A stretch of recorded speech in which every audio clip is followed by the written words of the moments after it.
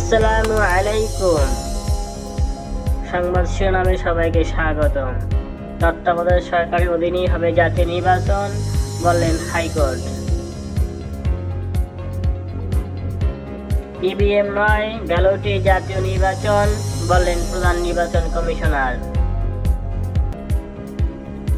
টঙ্গীতে ইজতেমার দুই গ্রুপের সংঘর্ষে ৩ জন নিহত, অনেকে আহত, ঢাকা মেডিকেলে ভর্তি।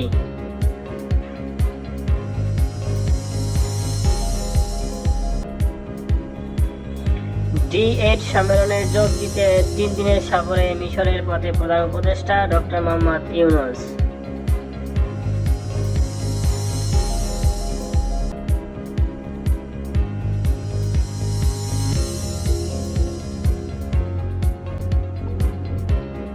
সংবিধানের পঞ্চদশ সংশোধনীর আংশিক বাতিল, তত্ত্বাবধায়ক সরকার বহাল, ফিরে আসছে গণভোটের বিধান।